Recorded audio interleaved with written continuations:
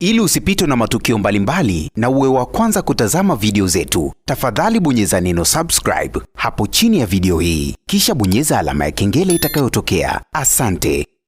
Daktari ambaye anamhudumia mwanadada mrembo Wema Sepetu katika swala zima la ujauzito, na ukimwangalia huyu daktari mara nyingi sana ndiye daktari ambaye Wema Sepetu anamtumia mara kwa mara, sio tu swala zima la ujauzito, lakini katika masuala mengine pia ya kiafya. Wema Sepetu huwa anamwamini kwa asilimia kubwa sana. Kiufupi ni daktari wa Wema Sepetu. Ameweza kuzungumza kuhusiana na hali ya sasa ya Wema Sepetu, kwani mashabiki zake wanatamani sana kufahamu nini ambacho kinaendelea kwa Wema Sepetu na vipi kuna matumaini yoyote kuhusiana na huu ujauzito wa sasa hivi, kwa sababu mara nyingi sana daktari huyu amekuwa akizungumza majibu ya ukweli, yani hapendi kupindisha. Kama jambo limekuwa baya, basi anasema hali ni mbaya. Kama jambo lina matumaini mazuri, anazungumza kwa mashabiki kwamba jambo hilo lina matumaini mazuri, na ameweza kuzungumza. Kwanza kabisa amedai kwa sasa hivi Wema Sepetu anahitaji mapumziko mengi zaidi,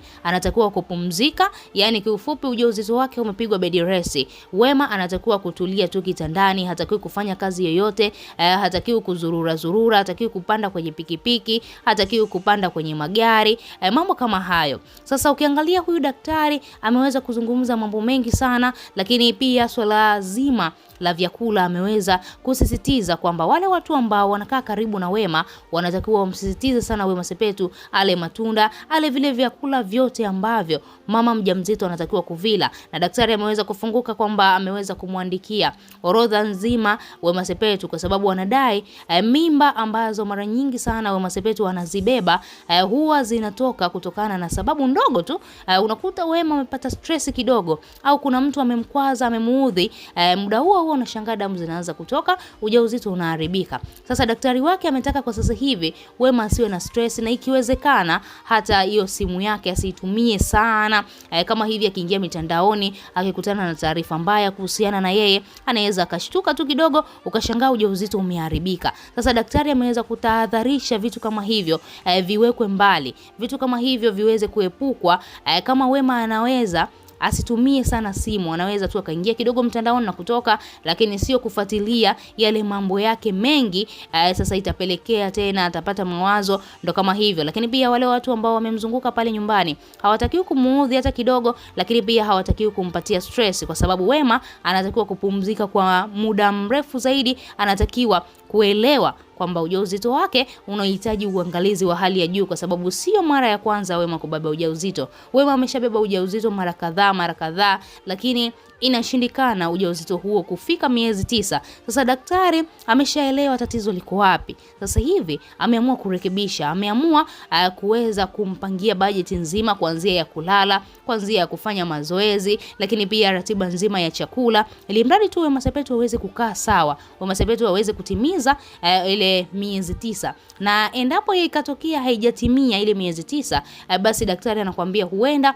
kukawa na tatizo lingine katika via vya uzazi, lakini wameshampima Wema Sepetu, hawajawahi kuona tatizo lolote katika swala zima la uzazi wake. Yani katika uzazi yupo vizuri kabisa, na ndio maana huwa anabeba ujauzito. Anakuambia kuna wanawake wengine wanakuja hospitalini wenye matatizo, unakuta mayai ya mwanamke hayana uwezo ya kupevuka, hayana uwezo ya kubeba mimba. Yani mbegu zinafika pale kwenye yai, lakini yai unakuta ni dhaifu, mayai yake ni dhaifu, kwa hiyo hayawezi kupata ujauzito. Lakini mayai ya Wema yako vizuri, na ndio maana mara nyingi sana Wema huwa anapata ujauzito. Lakini kitu kingine daktari ameweza kuzungumza na kudai kwamba ujauzito wa sasa hivi wa Wema Sepetu una matumaini makubwa. Hivyo basi mashabiki zake wanatakiwa wategemee mazuri, wategemee Wema Sepetu ataenda kujifungua salama na ataweza kupata mtoto wake. Hiyo ni tamaa kubwa sana ya mashabiki wengi wa Wema Sepetu, na wanatamani sana kuona Wema Sepetu anafanikiwa kupata mtoto, kutokana na yale matusi ambayo Wema alikuwa anatupiwa mitandaoni.